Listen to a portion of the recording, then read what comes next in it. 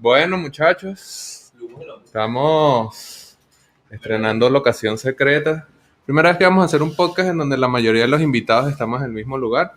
Como ven acá, justamente en la locación secreta en la que estamos, no les puedo decir en dónde es, ya está conmigo a mi derecha Guillermo Goncalves, luego tienen a Juan Pinto y al final allá justamente sobre el ñomo del día de hoy, Pana Sultán Bitcoin, Alessandro Sechere. Antes de empezar, y como saben, las personas que nos han acompañado en alguno de los episodios de Hablemos de Bitcoin, vamos a tener un mensaje de nuestros patrocinantes, en este caso Leden.io, Bitrefill y Horol Horol. Satoshi en Venezuela es patrocinado por Leden, una suite de servicios que te ayudan a ahorrar y ganar más Bitcoin y dólares digitales. Nuestros productos te permiten ganar intereses, pedir créditos en dólares y obtener créditos para comprar más Bitcoin. Nuestras cuentas de ahorro en Bitcoin y dólares USDC, en colaboración con Genesis, ofrecen las mejores tasas de interés en el mercado, trabajando con la institución más establecida y con mayor transparencia de la industria.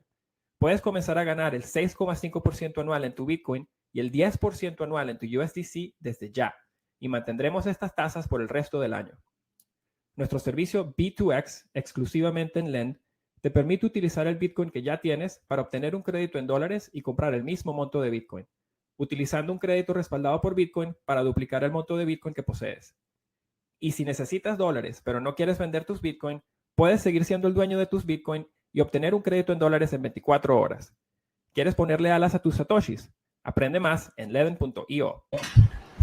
Y ahora un mensaje de Bitrefill, que es la manera más sencilla de vivir en cripto. En este caso, para recordarte que puedes utilizar tus satoshis, bien sea vía Lightning Network u on-chain, para recargar el saldo que utilices en la plataforma. Así que bueno, recuérdalo, puedes recargar tu saldo con Bitcoins en Bitrefill para comprar cualquiera de sus tarjetas de regalo que están disponibles allí. Vive en Bitcoin con Bitrefill. Y finalmente un mensaje de Horol, una plataforma de intercambio P2P en donde puedes intercambiar tus bolívares inflacionarios. Deshazte de esa basura, no entregues información de más a la plataforma con la que estás haciendo ese intercambio. Y bueno, también puedes pedir préstamos igual, sin KYC, en leden.horol. Así que bueno, échale un ojo allí a esas ofertas y recuerda que la plataforma es sin KYC, sin custodia y completamente user friendly. Y nada, finalmente recordarles que se suscriban al canal de Satoshi en Venezuela, que es donde ocurre la magia actualmente. Bueno, muchachos, ya está.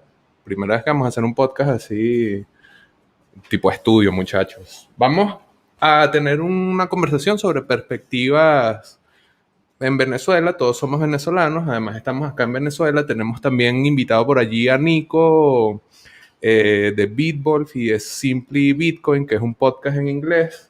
Nico es de origen venezolano, tiene un rato ya viviendo allá en Estados Unidos y bueno, también estamos esperando que en algún momento salte a la conversación.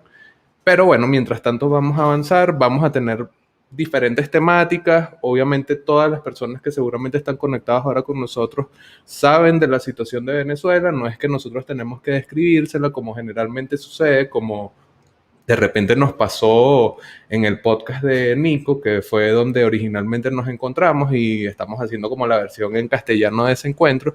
Entonces, primero que nada, vamos a escuchar a los muchachos presentarse, saber quiénes son, para que sepan quiénes son estos locos que están apostando por Bitcoin acá en Venezuela y haciendo cosas. Bueno, y vamos a arrancar de una vez preguntándole a mi pana Guille, bueno, Guille, ¿qué haces?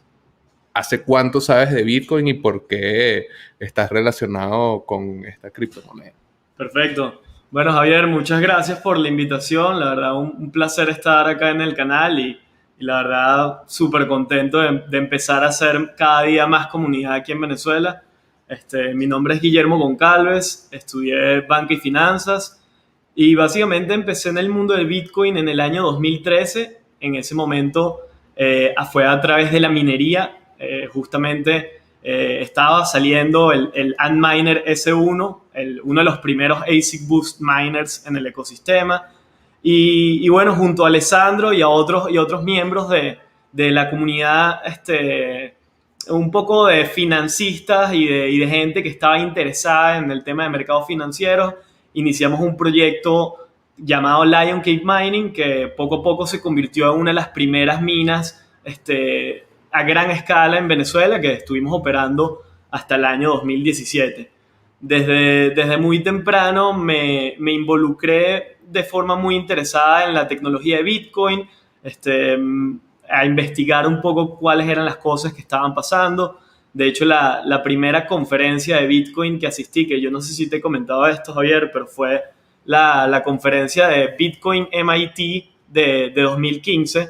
Esta conferencia, bueno, para ese momento no era tan importante, pero no era tan grande, pero definitivamente era importante por el aspecto open source de Bitcoin. Y bueno, en esa conferencia logré escuchar a Andrea Antonopoulos por primera vez, entre otras cosas. Y de resto he estado involucrado principalmente en temas de consultoría financiera, trabajando con distintas instituciones financieras acá en Caracas, y más recientemente, en los últimos par de años, dirigiendo un proyecto de casa de cambio de cripto o mercado peer-to-peer de cripto llamado El Dorado. Y bueno, esa es un poco mi experiencia. Ok. Bueno, y ahora vamos a tener a Juan Pinto de Dr. Miner. Tuvimos hace poco invitado acá al canal a Teo Tucumidis. No sé si su apellido es así, es que esos carajos con esos apellidos raros, pero tenemos entonces a su socio Juan para, bueno, que nos cuente también.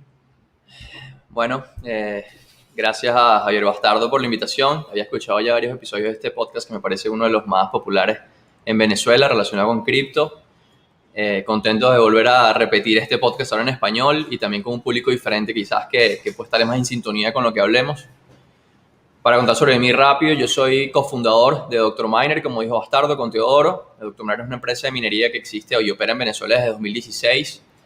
La primera vez que escuché sobre Bitcoin fue en 2015 aproximadamente. Yo soy ingeniero mecánico y me dediqué casi toda mi vida a la industria energética, a la industria de generación de energía con turbinas termoeléctricas especialmente. Y en 2015 escuché sobre Bitcoin y me enganché y me dedico a eso. He dedicado toda mi vida desde entonces a eso, a Bitcoin, a esta tecnología, porque entendí y descubrí cómo la minería de Bitcoin en específico llegó para transformar la industria energética, que es una de las industrias más importantes del mundo, para siempre. Y ya con eso para mí fue factor suficiente para dedicarme a esto, porque sé que hay mucho por avanzar, muchos desarrollos que hacer. Y luego de eso fue que empecé a entender la parte por la que todo el mundo se involucra en Bitcoin, que es la parte de la descentralización, la parte anárquica, un poquito que todos tenemos y yo tenía en el fondo siempre, pero empecé por la minería principalmente. Y en el caso del Sultán, el Sultán ya seguro muchos lo conocen, también lo tuvimos ya en el canal de Satoshi en Venezuela, pero bueno, Sultán, cuéntanos de nuevo, Alessandro. Gracias, Javier, gracias por la oportunidad de estar nuevamente en Satoshi en Venezuela. Para mí el mejor podcast de Bitcoin que existe en español, sinceramente. Bueno, como saben, mi alter ego de la industria es el Sultán Bitcoin. Después de que me convertí en el primer venezolano en haberse conectado al satélite de América del Sur de Blockstream.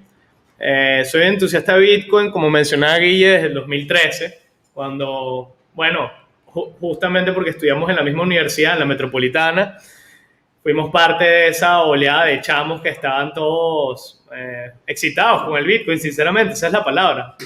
Pero aprendo de Bitcoin, escucho por primera vez de él en el 2011 en el colegio, con unos panas ahí investigando por internet.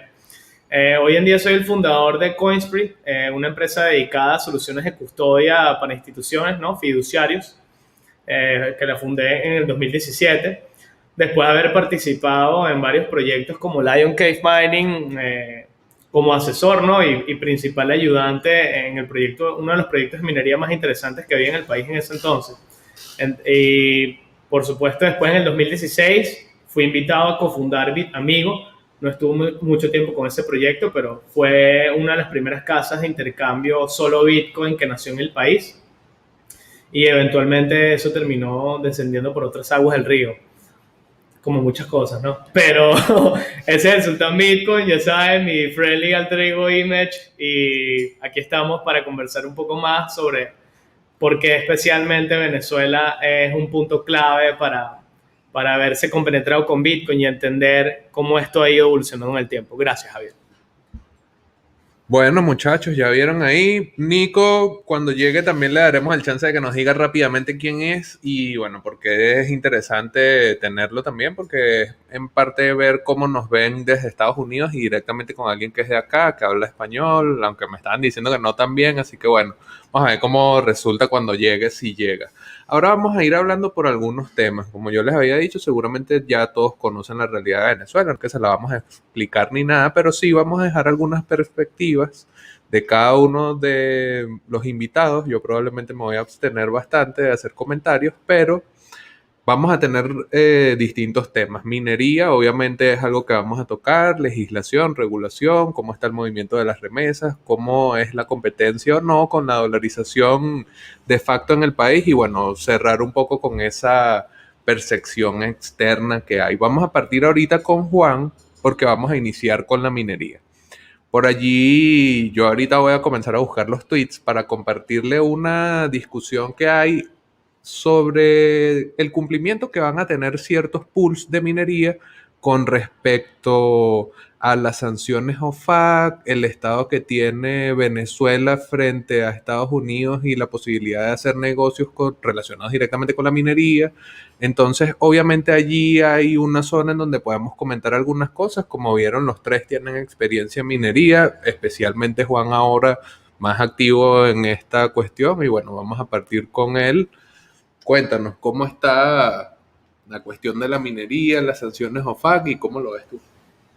Sí, bueno, ahorita es un tema álgido, bueno, fue un tema álgido ya en septiembre cuando salió la propuesta y ahorita resurgió un poco bastante sorprendido yo en verdad porque habían prácticamente dos CEOs, uno es del primer pool de minería de Bitcoin, el primer pool que existió jamás, que fue Slush Pool, y Luxor, que es un pool estadounidense que está creciendo bastante fuerte actualmente y que es partner nuestro en el desarrollo del pool de Dr. Miner, que no sé si lo conocen, fue lanzado hace 2-3 meses y está operando en Venezuela por ahora, mientras el pool nacional, que fue la regulación que salió en septiembre, que revolucionó, calentó todas las redes sociales, porque tiene una particularidad que es que lo quieren hacer obligatorio.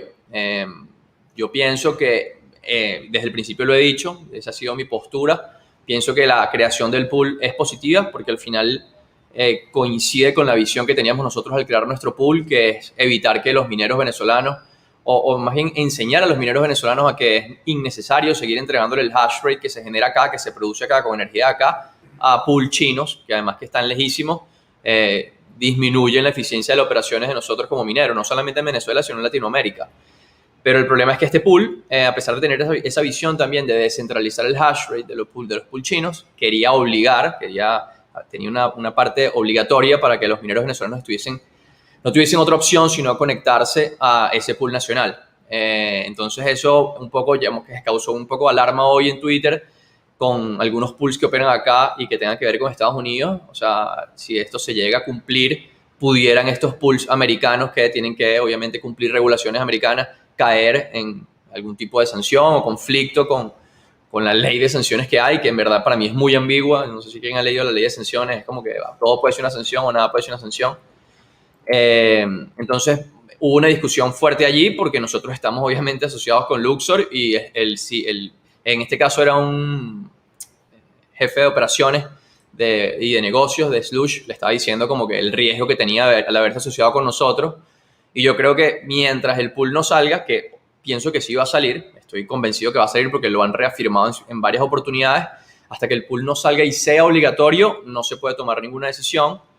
Por ahora los mineros pueden seguir minando el pool que quisieran, no hay ningún riesgo allí. Yo creo que lo que tenemos que hacer es tratar de promover la idea de concentrar el hash rate en Venezuela y si se puede, en todo caso, que se incentive al venezolano a minar a pools venezolanos, pero que pueda tomar la decisión de minar en cualquier pool. Es lo que yo diría con esto. Y que cada pool, obviamente, ofrezca diferentes características, como el caso de Luxor, en el caso nuestro, referente a la pregunta que hacías, el compliance con la OFAC. Nosotros a partir de marzo vamos a pasar al sistema de cuentas porque habíamos estado anónimos hasta ahorita.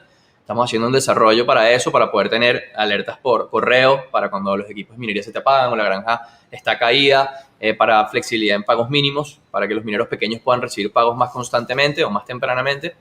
Y también para hacer un sistema de KYC, conocer a tu cliente como una verificación previa para protegerse de que los mineros que estén conectados a nuestro pool no estén en la lista de los FAQ, básicamente.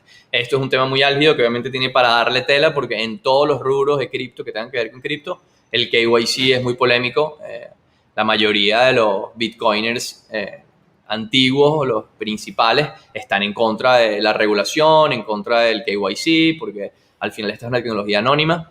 Pero yo creo que no se puede ser tan drástico. Mi postura con esto es que nosotros tenemos que construir puentes del sistema tradicional a este nuevo sistema descentralizado que estamos creando. Y uno de esos puentes es eso, permitir a la gente minar, pero haciéndole una cierta verificación previa.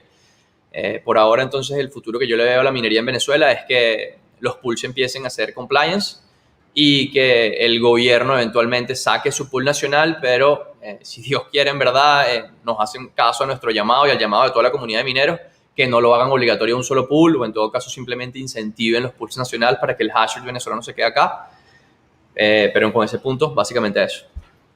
Yo tengo una pregunta aquí antes de darle paso a Alessandro y a Guille, que es con respecto al cumplimiento. Tú dices que el pool, o sea, si llega a existir y si realmente sucede y te obligan a poner tu hash rate en una vaina que está sancionada, ¿cómo haces como minero para salirte de ahí?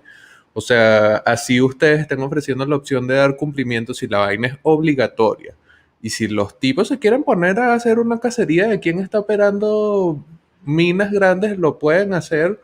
O sea, ¿cuál es la solución para el minero? Pues, o sea, no hay escapatoria si se ponen obligatorios. Realmente si el pool sale, el pool nacional sale, que va a salir, no sé si en 6 meses o en un año, no sabemos el estatus del desarrollo, va a salir, pero si sale siendo obligatorio solo para ese pool, los mineros tienen dos opciones, o conectarse al pool nacional, con cualquiera sea los riesgos que esto pueda tener, o simplemente minar a escondidas o clandestinamente como lo hicieron como se hacía en 2017 y años anteriores, como todos sabemos que era antes, que era literalmente una cacería. Por eso creo que al final la SUNACRIP, que es el ente regulador que está haciendo este desarrollo, al final yo creo que va a tener que flexibilizar un poco esto, no solamente por el bien de los mineros, sino también por el bien del mismo pool nacional, para que no se cree un estigma alrededor de él y también se rompa todo lo que se ha construido en la industria y que ha permitido estructurarla. Pues sería lo... Bueno, Sultán, suéltame ahí. ¿Qué tienes con la minería? ¿Qué te parece esta perspectiva? Porque, bueno, me imagino que antes cuando ustedes operaban, y ahorita tú también nos comentarás, claro, no era así, no había esta como amenaza de regulación. Así que, bueno, cuéntanos ahí. Bueno, a ver, una cosa clave que hay que aclarar es que al final esto es Venezuela. O sea, si tú en Venezuela sabes negociar con el FAES, no te paran ni en la alcabala. Y lo mismo pasa con la minería, sinceramente, porque lo viví en carne propia y en su momento Guillermo también con sus familiares, de cuando te visitaban en ese entonces las 6 CPC, el SEBIN, etc. Y si tenías ciertos papeles en regla y sabías qué decir, todo andaba bien. Ahora, esto ya es otro plano, sinceramente. O sea, el tema de solicitarle más papeles y más papeles a la gente cada vez más para poder incurrir en cualquier actividad económica, no tiene que ser específicamente minería de Bitcoin, pero bueno, estamos hablando de ello. Es complicar las cosas un poco más, ¿no? Para que no todo el mundo pueda hacerlo. Y si eso lo está haciendo el Estado, es porque el Estado tiene un gran interés de seguir minando y seguir cubriendo de cierta forma grandes operaciones de minería que tiene. Te lo voy a soltar porque me la pediste, pero mira, yo me he reunido con el superintendente en el país y se lo he mencionado, pues, al Joselo, que no lo veo positivo. No veo positivo el tema de la regulación, pero entiendo que pueda llevar a ciertas aristas de la economía venezolana y a ciertos empresarios en el país a que puedan, digamos, institucionalizar y formalizar esas operaciones, porque esa es la realidad. O sea, para el Estado específicamente, y más para un Estado comunista, si tú estás fuera del marco de ellos, estás yendo en contra de ellos. Entonces, ellos tienen ya bastantes años evaluando cómo es que exactamente iban a hacer para introducir algún tipo de regulación, y lo hemos visto no solo en la minería, sino en casi los 360 grados del mundo cripto. Sí. Y eso es lo que han ido veniendo haciendo, ¿no? Ojo, no es mentira para nadie que desde que esto empezó en Venezuela, los chinos han estado acá. O sea, todos empezamos minando, fue con Antminers y seguimos con eso, pues. Y en ese mismo sentido, lo que quiero agregar es que, mira, la Sunacrip hoy se llama Sunacrip, mañana se puede llamar lo que sea, ¿sabes? Así como Cadivi pasó a ser Sencoex y pasó a ser CICAT y pasó a ser CITME. Entonces, tal vez hoy pueda estar un poco apretado y la nube sea gris con respecto al tema de la minería, pero bueno, soy positivo, al igual que VeChain, de que eventualmente esto va a dar paso a que se aclaren más las cosas, específicamente para el tema de la minería, pero no solo eso también, sino culturización, porque al final hay gente que estaba en esto que no tiene ni idea de estándares internacionales, ¿no? Y eso es bueno. Al final, que entra la regularización, forza al empresario y al emprendedor a tener que ser más eficiente, lo que va a conllevar a que ciertas operaciones de minería que se montan en el país hoy en día sean un poco más eficientes y no tan informales como lo que veíamos antes de que, o sea, la gente pegaba una máquina de minar al lado de un microondas. Y explotaba el transformador. En su apartamento, ¿sabes? En Venezuela tenemos deficiencias con el tema del sector eléctrico y el abastecimiento de la red a nivel nacional. Entonces, puede tener algunos rasgos positivos y otros negativos todo este tema, pero al final es parte de la típica estrategia del G3 cubano de nuestro gobierno de cambiarnos las piezas constantemente, ¿no? Para ellos agarrar una tajada. Así. Gracias. Bueno, ahí escucharon al Sultán y a Juan, y bueno, en tu caso, ¿ya dejaste la minería o tienes un rixito ahí para calentarte las patas en la casa? Pero no sé, ¿cómo ves la minería? No, nada, mira, fíjate, empezando en 2013, la verdad es que las conversaciones que yo tenía con mis socios y con la gente que trabajaba, era que eventualmente el gobierno iba a ser lo suficientemente inteligente como para entender que había una oportunidad de negocio súper, pero súper interesante para ellos. Pasó 2014, 2015, 2016, 2017 y nada de eso sucedió.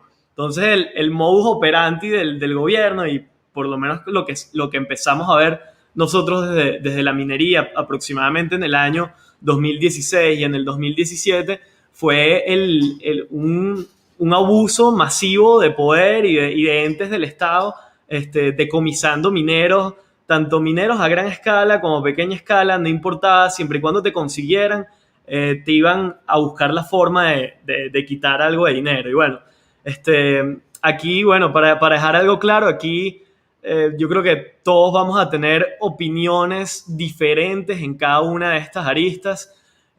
Para mí, sinceramente, veo pero muy importante el tema de la formalización de la industria de la minería, pero al mismo tiempo tiene que seguir siendo algo completamente abierto con la naturaleza de Bitcoin, de forma de que cualquier persona, así sea un minero viejo, lo que sea, lo pueda conectar y pueda formar un poco más parte de la red.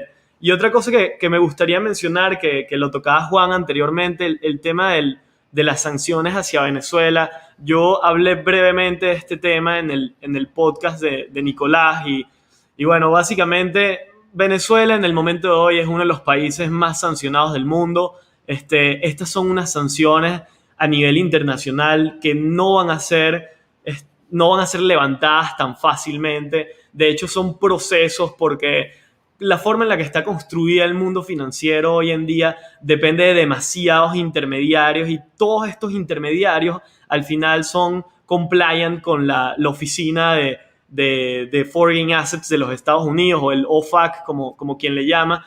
Y bueno, básicamente va a ser un gran, pero gran reto para todas las personas que quieran estar involucradas en negocios financieros, el poder estar compliant con esta organización y realmente es uno de los grandes retos que tenemos nosotros como emprendedores, ver la forma de estar compliant porque realmente, y teniendo un contexto más de banca y de finanzas, yo también estoy de acuerdo con Juan en que necesitamos puentes y necesitamos una transición hacia un ecosistema que pueda estar, que pueda poco a poco formalizarse y que pueda poco a poco estar en sintonía con las necesidades. Y yo pienso que bueno, que es nuestro trabajo descifrar cuáles son esas formas de ofrecer estos productos y servicios de esa manera.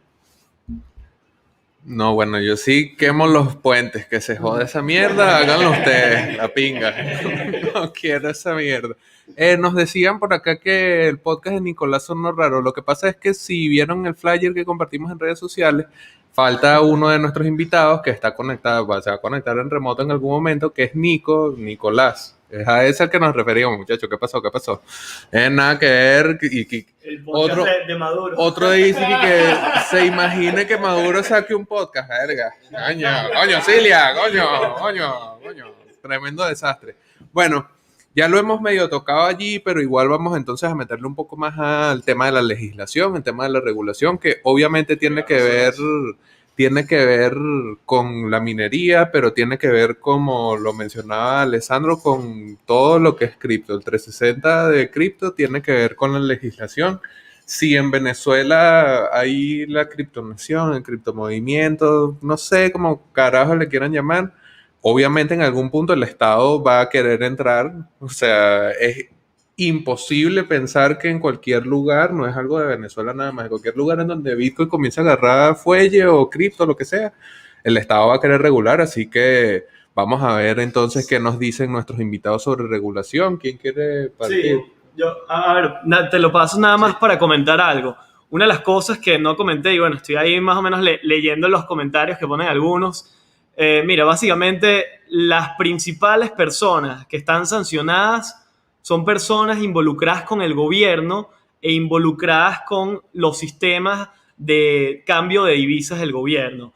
Entonces, una situación que nos pone a todos en un conflicto de intereses es que cualquier institución, empezando por la Sunacrypt y empezando por los exchanges de la Sunacrypt y cualquier cosa que tenga que ver con el gobierno o incluso la banca pública, son los que están más sensibles con respecto a estas regulaciones de la OFAC.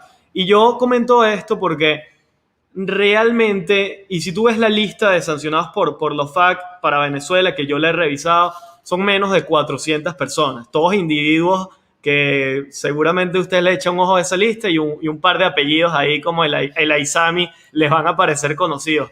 Pero bueno, básicamente lo que quería decir es que estas sanciones pero muy lamentablemente están afectando a miles y miles de individuos inocentes que no tienen nada que ver con estos problemas de mal uso de fondos del Estado y de lavado de capitales por parte del gobierno venezolano y esa es una de mis principales razones por las cuales pienso que es pero muy delicado ese juego con todas las instituciones del gobierno por este tema del conflicto de intereses, de que de una u otra forma están siendo monitoreados y sancionados por el OFAC. Entonces, eso lo quería aclarar. Bueno, sí, totalmente lo de los 400 personas ya lo había escuchado justo cuando hablamos con Luxor, que ellos nos dijeron, o sea, cuando me dijeron lo de KYC, yo también puse una cara porque yo sé que muchos de los usuarios del pool de Dr. Miner son súper como bastardos, pro anarquía y no quieren dar datos de nada, pero al final ellos también me dijeron como que la lista de las personas que pudieran entrar en algún problema al registrarse en el pool es de menos de 500 personas, o sea, yo creo que es muy difícil que alguien que esté en tu pool esté dentro de esa lista, pero igual es como que un procedimiento protocolar que hay que hacer igualmente para poder operar en Estados Unidos. Pienso también igual que tú, es un problema político que en verdad no debería salpicar a los millones de venezolanos que seguimos aquí y que todavía necesitamos seguir creciendo, que queremos sobrevivir e incluso a pesar de la crisis que hay, crear cosas nuevas, echar el país para adelante lo más que podamos, es lo que nosotros queremos hacer y estoy seguro que ustedes igual. Y con el organismo que nos está regulando, hay una cosa que lo que quería agregar sobre lo que estaba hablando antes, es importante, y creo que lo estaba diciendo también Alejandro, creo que este es el primer país del mundo donde hay un organismo como la SUNACRIP. Yo no sé si hay algún otro país que tenga una SUNACRIP. Nunca ningún país ha intentado esto, o sea, ellos están haciendo algo que nadie más ha hecho. Entonces es normal que hayan errores, pues, o sea, no, la gente es como que de repente nos sentemos aquí en una mesa y decidamos regular 4 industrias nuevas que ni siquiera sabemos hasta dónde van. Son demasiadas cosas que yo creo que es normal que vaya a haber polémica con casi todo, que nos vayamos a quejar de todo y lo ideal a lo que yo le apuesto es que, aunque sea un organismo del gobierno, como la situación venezolana está cambiando actualmente con la dolarización, que antes el gobierno no la permitía y ahora sí, quizás ahora el gobierno que antes no escuchaba tanto a la empresa privada, ahora sí la escuche, y como siendo esta industria nueva y habiendo tantos entes privados en juego y tanta gente involucrada con esta tecnología, quizás nos escuchen en el camino hacia, si lo van a regular, hacerlo de una manera que nos afecte menos a nosotros y que en verdad le dé estructura al ecosistema y lo haga seguir creciendo y posicione a Venezuela hacia donde en verdad quizás gente afuera nos ve como un país bitcoinizado realmente que aprovechó los beneficios de esto. Y yo creo que no solamente con la minería, que para mí la minería es de las principales aristas en las que Venezuela se puede beneficiar, sino con todas las demás áreas de esta tecnología y nos podría servir como un motor de recuperación independientemente del problema político que hay. Uno rebeldemente pudiera encontrar una salida. Ok, en el caso del sultán, claro, pues. Bueno, yo creo que es interesante esa perspectiva que sé que rescatamos Guille y yo hoy en día, que hemos sido dos partners, ¿no? Que nos hemos aproximado a la banca venezolana para intentar abrirles la cabeza. Y es impresionante que, bueno, que aunque ya tengamos 375 millones de dólares en volumen en local bitcoins y que finalmente te puedas comprar dólares a través de un mercado chino digital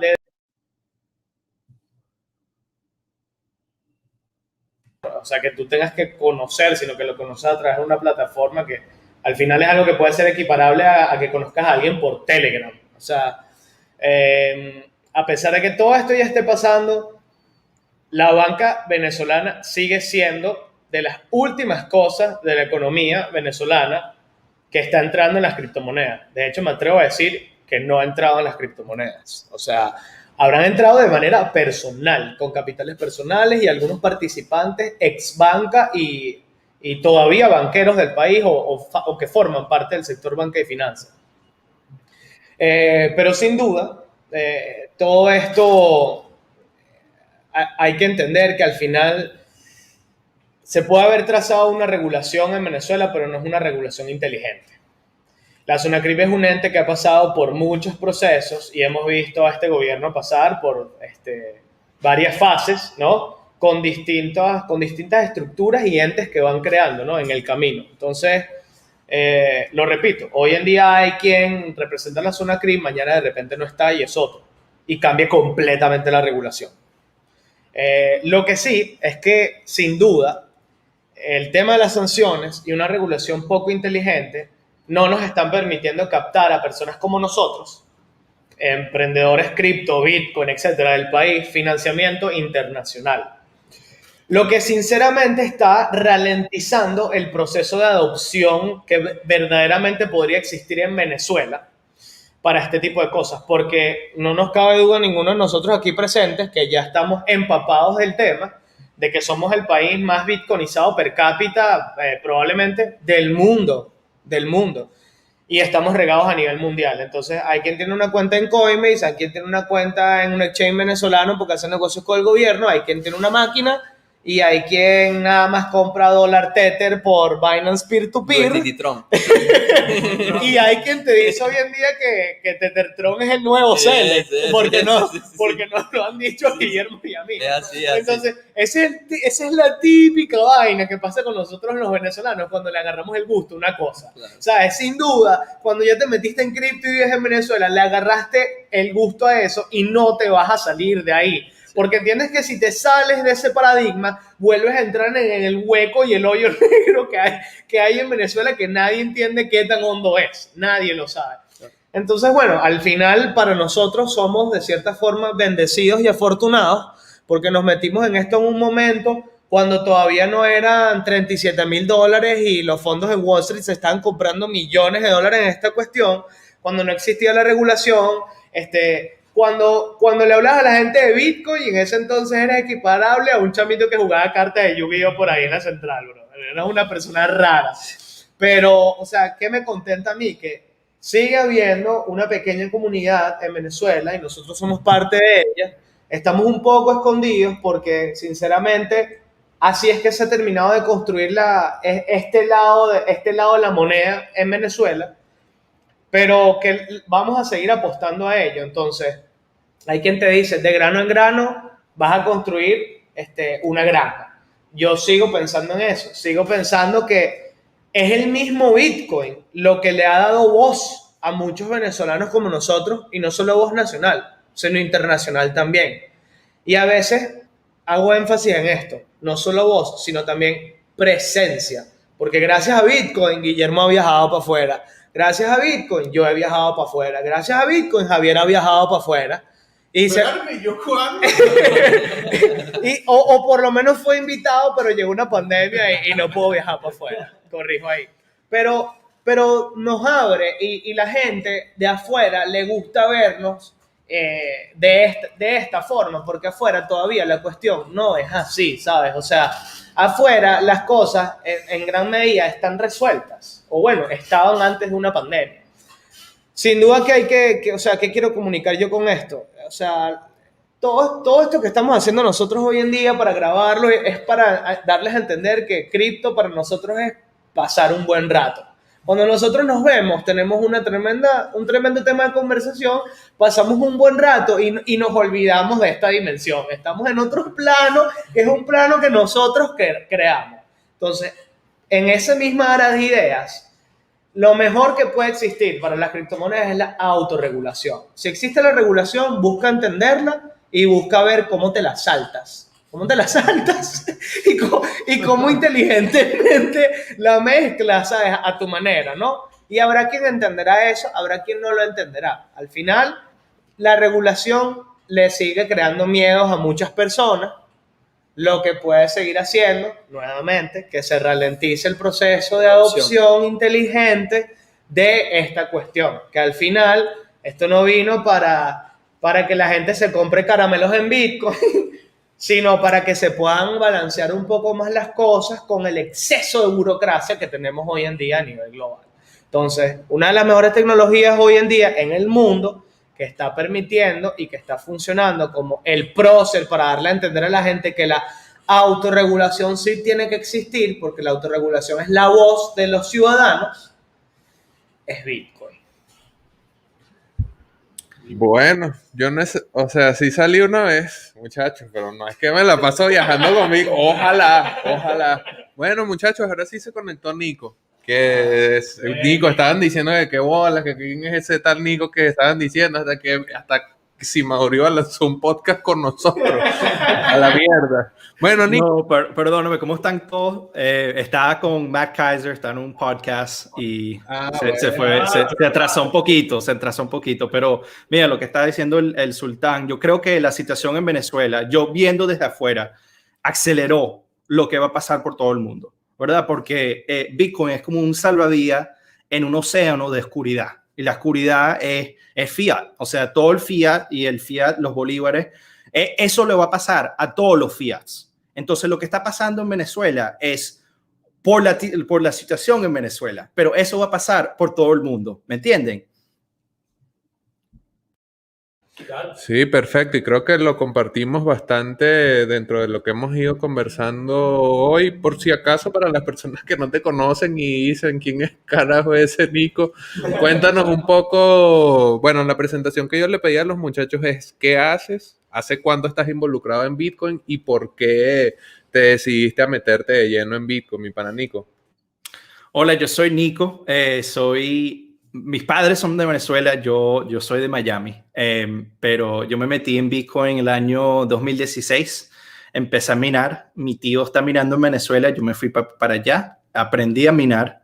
Y cuando las cosas se empezaron a poner un poco pelúas, me regresé a los Estados Unidos. Ahora tengo una compañía de hosting. Yo creo que algunos de ustedes lo hacen también. Y también llevo un podcast en inglés en YouTube que se llama Simply Bitcoin. Y es todos los días y hablo de Bitcoin por 10 minutos, las noticias y todo lo que está pasando en el mundo. Ok, perfecto. Ahora vamos a ir conectando. Ya habíamos conversado sobre minería, habíamos conversado sobre legislación y regulación y vamos a partir contigo. Yo me voy a saltar por ahora el tema de las remesas y vamos a conversarlo hacia el final, remesas, regulación y cómo está el movimiento de Bitcoin, pero vamos a aprovechar que estás acá con nosotros, que dices que tienes el podcast en inglés en el que estuvimos nosotros también conversando allí. Y quisiera que nos contaras cómo es la percepción de la gente en Estados Unidos con respecto al tema de Venezuela. Porque mucho del podcast que nosotros hicimos los 5 juntos en tu espacio fue para dar esa aclaratoria, pero de repente quienes nos están viendo no saben cómo nos ven. Nos ven como unos changos, nos ven como una vaina súper de pinga, no sé, cuéntanos ahí. Mira, en los Estados Unidos ven a Venezuela, los Bitcoiners ven a Venezuela a un ejemplo perfecto en lo que le va a pasar al dólar, ¿me entiendes? Entonces hay como una pequeña obsesión porque la inflación en Venezuela de verdad se volvió loca. Entonces todos los Bitcoin lo están viendo como, mira, ese país es perfecto por Bitcoin. Todas las cosas que ellos ya tienen años hablando que Bitcoin es perfecto para esto, Bitcoin está perfecto para eso, ustedes la están realizando, o sea, están viviendo las ventajas de usar y salvar en Bitcoin.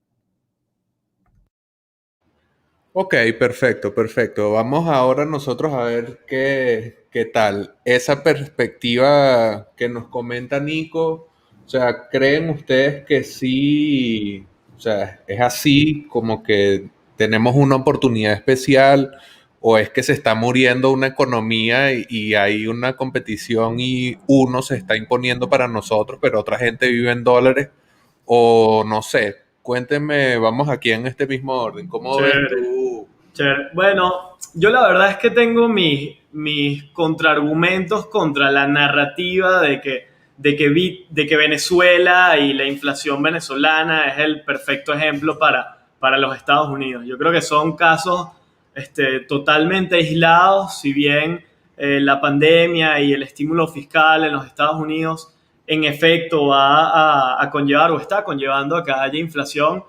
Pienso que no va a ser en un corto plazo que veamos realmente la caída o el fin del dólar como lo conocemos. Que eso es un poco también de los malentendidos que me parece que se generan en este tipo de narrativas. O sea, yo creo que el dólar por muchos años más va a seguir siendo una moneda de amplio uso y especialmente cada vez se está notando más en las economías emergentes, en economías como Venezuela, Brasil, Argentina, inclusive en China y en gran parte de Asia.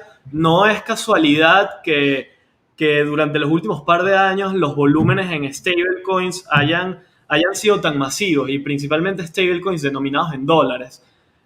Yo creo que todo esto es un fenómeno que se ha interpretado y le han dado el nombre del efecto merengada o en inglés el milkshake effect, que básicamente es un poco como la demanda conjunta de dólares por las economías emergentes que, digamos, contrarresta un poco con esa nueva impresión o ese exceso de flujo monetario en los Estados Unidos. Pero algo que sí quiero aprovechar de comentar es que me parece muy, pero muy interesante realmente cómo Bitcoin, particularmente en Venezuela, ha servido como un instrumento que realmente nos ha permitido tener una alternativa económica, porque mucha gente que está afuera no se da cuenta que acá en Venezuela no hay oportunidad de comprar acciones, ni hay oportunidad de abrirte una cuenta en dólares. De hecho, el porcentaje de personas que tienen una cuenta en dólares en Venezuela es menor al 9%, lo que quiere decir que la gran, pero gran mayoría de las personas dependen de otras alternativas. En efecto, en los últimos meses, el efectivo en dólares se ha convertido en esa otra alternativa, pero lo que ha venido, digamos, ofreciéndonos Bitcoin desde hace ya algunos años es justamente empezar a tener estos vehículos de liquidez que nos permiten también una alternativa y nos permiten también movilizarnos hacia otros sitios, porque algo muy importante de Bitcoin es que ya Bitcoin tiene una liquidez global que te permite justamente saltar de jurisdicción en jurisdicción, y por eso es que ha sido tan contrastado con el tema de las remesas y cómo plataformas como Local Bitcoin se están siendo tan ampliamente utilizadas como vehículos para remesas. Entonces, algo que quería destacar es que el tema de la accesibilidad a Bitcoin, y esto también pasa por lo que comentaba Alessandro de la autorregulación y de los emprendedores que digamos que toman el riesgo de montar plataformas y ofrecer productos y servicios para que la gente pueda acceder a Bitcoin partiendo de su moneda fiat o partiendo del bolívar en este caso, me parece algo muy, pero muy interesante, y es una tendencia que vamos a seguir viendo completamente en crecimiento durante los próximos años, y que ha sido realmente ese salvavidas para muchas personas que lo han necesitado. Y es por eso que la persona en Venezuela no va a entender nunca de la misma forma Bitcoin que la persona de los Estados Unidos. Y por eso es que la narrativa en los Estados Unidos es de Bitcoin como una especie de cobertura o de hedge contra el dólar, pero la narrativa realmente en Venezuela es simplemente una herramienta o un instrumento financiero para sobrevivir. Y eso es lo que me parece más interesante de esta comunidad y de esta revolución que se ha creado aquí en el país. Total, es como lo usan por necesidad. En los Estados Unidos es una opción. O sea, tú compras Bitcoin porque piensas que el próximo día vas a estar en la luna. En Venezuela lo compras para sobrevivir. Pero, sí, creo o sea, que tenemos como nosotros lo vemos desde afuera. No sé cómo en actualidad cómo es. Sí, es que, o sea, obviamente cada uno de nosotros puede ser un ejemplo particularísimo de cómo mejora demasiado la calidad de vida que uno puede tener cuando optas por un tipo de dinero que no está muriéndose, como en el caso del Bolívar. Pero bueno, vamos a escuchar a Juan, bueno, ¿cómo lo es? ¿Cómo es esa percepción internacional? ¿Crees que efectivamente sí es así como nos está contando Nico? Sí. Bueno, yo realmente con cripto y con Bitcoin me muevo mucho más en la comunidad gringa, la comunidad americana, que en la comunidad venezolana. De hecho, yo los conocí a ustedes, a las cuentas de ustedes recientemente. Siempre he estado muy de cerca o he convivido muy de cerca con la narrativa americana y la europea también, pero más que todo americana. Cripto Twitter yo creo que es 80% americano. Y he tenido la percepción, he sabido ver cómo ven a ellos a Venezuela y a qué se refieren. Quiero empezar con el punto que tocó Guillermo del Milkshake Theory de Brett Johnson. No sé que lo hayas escuchado, yo también. Yo soy creyente que esto puede pasar, y a pesar de que esa teoría indique realmente el principio que de hecho pasaría todo lo contrario, que más bien el dólar sería fuerte, pero se haría fuerte el dólar a costa de casi que la destrucción de las demás monedas. Entonces, al final, aunque quizás no aplique para Estados Unidos, sí aplicará para muchas otras economías, parecido a lo que le pudo haber pasado a Venezuela y quizás en simultáneo. Entonces, al final, el mensaje de Nico, en cierto modo, sí aplica, y quizás para Estados Unidos termine aplicando más tarde que para el resto de los países, si es que esto ocurre, si se da el escenario del Milkshake Theory. Al final, creo que lo de Venezuela, a pesar de que no solamente funcionó como un protector de la inflación, involuntariamente, porque como dices tú, la gente no lo hacía para protegerse de la inflación, sino que lo hacía, como yo una vez dije, cuando a mí me entrevistaron justo en la burbuja 2017, me acuerdo, una periodista gringa que vivía en Colombia, para hablar sobre Bitcoin en ese momento en Venezuela, obviamente, porque todo el mundo hablaba sobre Bitcoin en esa fecha, y ella me preguntó por qué estaba en Bitcoin, por qué habían tantos venezolanos en Bitcoin, Y la respuesta es que no teníamos otra opción, o sea, no había más nada que hacer. No es porque nosotros seamos más inteligentes y más tecnológicos, quizás Alejandro más, que Alejandro era más geek, más gallo, y de 2011 metió, pero muchos venezolanos eran como que, brother, no tengo cómo pagar en la panadería porque ni la tarjeta no pasa, el punto no sirve, no hay bolívares, tienen los dólares bloqueados. En 2017 literalmente no había ni siquiera dólares, no se podía ir ilegal el dólar, el bolívar no podías ni sacar del cajero. O sea, Bitcoin era como que no es que si quiero o no, es que no tienes otra opción sino usar Bitcoin. Y los stablecoins no estaban tan estandarizados, pero no eran tan populares como ahora, que es una papaya. Ahorita, sí. ahorita nadie paga en Bitcoin, sino... Ahorita no sé. Sí, ahorita no sé. Entonces, eso es lo que yo pienso. Y con respecto a la bitcoinización y a los venezolanos con Bitcoin actualmente, el estatus que lo estaba conversando con off camera con Bastardo y con Alejandro y Guillermo, veníamos como que un crecimiento exponencial hasta 2019 más o menos, que empezó a liberarse el dólar. Yo creo que estaban creciendo todos los wallets, el uso de Bitcoin era estaba en alto crecimiento, o sea que de repente el dólar, el gobierno decidió hacerlo legal prácticamente y a día de hoy, justo yo me quedé atrapado en España y no estuve en Venezuela desde marzo hasta octubre por la pandemia. Y wow, el crecimiento con respecto al dólar, el uso del dólar en Venezuela se multiplicó por 10 con respecto a lo que me había ido, que ya era alto cuando me fui en febrero. Entonces, digamos que esto frenó un poco el crecimiento de la usabilidad de Bitcoin, y además que Bitcoin ya cada vez menos es un way of payment. De hecho, en Venezuela para pagar no se paga con Bitcoin, se paga con stablecoins en mayoría de los casos, o con Dash, lo que yo he visto por ahí. Bitcoin se convirtió también en Venezuela ahora mismo como es en Estados Unidos también, para refugiar valor o para ver si se va para $100,000 en diciembre o no, o 200 o lo que sea. Entonces, digamos que mientras el dólar se empieza a estabilizar y se empieza a oficializar aquí, aunque no va a ser nunca oficial, obviamente, por los temas de las sanciones, temas políticos, creo que luego Bitcoin podría como que catch up de nuevo y continuar un poco el crecimiento que hay acá con una comunidad que es que tiene mucho más conocimiento, mucho más madura con la tecnología que quizás en cualquier otro país.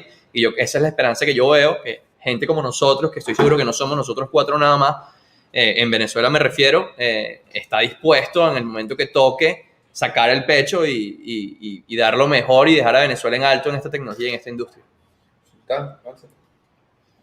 A ver, yo creo que es interesante recordarle a la gente, bueno, y los que no lo sepan, que, mira, tú puedes hablar de repente de Bitcoin, que ya, sabes, hay mesas de cambio internacionales, OTC desks, ¿no? Como puede ser el OTC desk de Kraken o de Coinbase o de FTX Exchange, que mueven billions of dollars y millones de dólares al día. Y bueno, o sea, lo comparas con tasas que te logra ofrecer una mesa de cambio de criptomonedas del Cafetal, y la mesa de cambio del Cafetal a veces te puede dar mejores tasas que un exchange de 60,000 millones de dólares de los Estados Unidos. Claro. Entonces, es absurdo. Eso para mucha gente es absurdo, y mucha gente todavía afuera no sabe eso, porque esas operaciones son un poco privadas, resguardadas en el país, justamente por el tema de cómo están construidas las regulaciones a nivel internacional, lo que hablamos del tema del KYC, el anti-money laundering, etc. Pero en fin, o sea, yo concuerdo con Guille en el hecho de que Bitcoin va a crear una narrativa para cada país. Listo, porque ya cuando Bitcoin como dinero empieza a tener una profundización suficiente en cualquier sociedad, ya se convierte en un paradigma cultural, ¿ves? Ya ni siquiera es un tema económico, y esa es la realidad. Entonces, aquí el Bitcoin para mucha gente ha sido, o sea, Bitcoin ha sido desde ver la vaina que me dio la Merú hasta la cosa que me regaló unos zapatos, ¿sabes? Porque somos excesivamente consumistas en Venezuela también. Entonces, ¿qué quiero rescatar yo con esto? Que sí, somos vistos afuera por muchos bitcoiners y gente de la comunidad como un caso de uso especial, y eso nos hace brillar y nos brinda a nosotros oportunidades, pero por supuesto que muchas veces la narrativa se termina desviando hacia cosas sin sentido, no concretas, o como dice Javier a veces, expectativas falsas. Entonces, ciertamente es muy difícil en un país tan inestable, tan volátil, con una velocidad tan rápida como la de Venezuela, prever exactamente qué va a pasar con Bitcoin. pero sin duda somos una de esas pocas economías en las que ya estamos, o sea, somos por excelencia la economía de que de repente alguien te llama y te dice, bro, te deposité algo en Cele, ¿sabes? Tú eres un suizo y te llama alguien mañana y te dice que te depositaron en tu cuenta porque recibieron un pago en tu cuenta y tú le mentas la madre, pues, ¿sabes? Hasta lo denuncias, una vaina así. Pero aquí nos prestamos cuentas en bolívares, nos prestamos cuentas en dólares afuera y eventualmente ya estamos empezando como que a prestarnos cuentas en Bitcoin, en exchanges, y a la gente hasta usa sus cuentas personales para ofrecerle servicios financieros informales de criptomonedas a la gente. Y eso, la realidad, lo vuelvo y lo rescato, eso es autorregulación y eso está bien. Porque si nosotros de este lado del mundo nos pusiéramos a ver nada más lo que dice la tesorería de los Estados Unidos, mucha gente ya no hubiese tenido la posibilidad de tener Bitcoin en este país. Entonces, Bitcoin al final es como la snitch dorada, ¿sabes? En el mundo de las monedas, es la vaina más rápida que anda volando en esa carrera por ahí, los gobiernos las están intentando agarrar y no pueden porque ninguno tiene la Nimbus 3000. O sea, la Nimbus 3000 se la construyen son los emprendedores de Bitcoin. Entonces, vuelvo a que es un tema también muy generacional. ¿Tú crees que Biden entiende el Bitcoin? No creo, man, de pana. Yo creo que Maduro sí entiende el Bitcoin, pero porque Estados Unidos lo forzó a entenderlo. Y probablemente hoy Maduro es el carajo que tenga más Bitcoin en toda Latinoamérica. Y probablemente el presidente con más conocimiento de criptomonedas probablemente del mundo y de Latinoamérica. Entonces, bueno, sí, yo entiendo y también comparto muchísimo lo que dice Nico, porque yo sí soy un doomsday dollar, ¿sabes? Yo soy de los que ve que más temprano que tarde, o sea, hay gente que lo ve a 50 años, a 35, yo lo veo más temprano que eso, porque nosotros, siendo como decía Nico, la punta de la lanza de los primeros que vivieron la destrucción de su moneda, del camino a la inflación, a la hiperinflación, del control cambiario, de toda esa cuestión, a la destrucción de todas las industrias del país, somos de los primeros que ya nos dimos cuenta que hoy en día no se puede confiar en un Estado. Pero hay gente que afuera a nivel mundial todavía no lo ha rescatado, no se ha dado cuenta. Entonces, ahí es cuando los chamanes y los médicos espirituales te dicen la gente está dormida, bro. Y es verdad. Y bueno, yo creo que Bitcoin va a ser uno de esos grandes despertar. Y veremos cómo se va a terminar. Yo creo que la pandemia nos ayudó full. Sí, claro. La pandemia nos ayudó full a darnos cuenta de la inutilidad del Estado. La pandemia nos volvió a todos unos sociópatas, bro. Y todavía no sabemos, o sea, no sabemos hasta cuándo esta... Yo tengo panas que dicen que ya, o sea, ya acostúmbrense a que esta es la nueva normalidad y esto es como va a ser el mundo. Y van a seguir utilizando la misma narrativa del control que es por tu bien. O sea, que ningún bitcoiner quiere que le den bien por control. No quiero esa mierda, váyanse con esa cagada. Ya que habíamos cambiado el tema de la percepción y voy a tomarla otra vez con Nico para partir, porque seguramente en Estados Unidos no hay algo que estamos viendo nosotros acá que tiene que ver con la dolarización. Obviamente no, porque allá es de donde salen los dólares, pero con el uso de Tether. O sea, acá hay como una fiebre espectacular que pronto la vamos a comentar en más profundidad con Guille, pero que está dando una oleada de adopción de Tether. Tether gratis en Binance. Y gente moviendo miles de dólares en Binance, utilizando Binance como un banco. O sea, obviamente esto no tiene nada que ver con lo que como bitcoiners esperamos, pero es un fenómeno que está sucediendo en Venezuela, que debe también tener relación con las remesas, que debe tener relación no solo con la dolarización de facto, sino con la demanda brutal de dólares que esa dolarización va causando. Entonces no sé si de repente, Nico, nos puedes contar cómo está el dólar en Estados Unidos. ¿Está fuerte todavía? ¿Estás viendo incrementos de precios? Y si alguna vez has visto Tether en la calle, ¿has escuchado a alguien transando en Tether? En los Estados Unidos no se usa Tether para transaccionar, como en Venezuela. Se usa Tether para solamente trading. Pero lo que está pasando ahorita es que la criptomoneda ha pasado con unos años que no, los que hacen las leyes no saben lo que hacer. Entonces, estamos en una época que,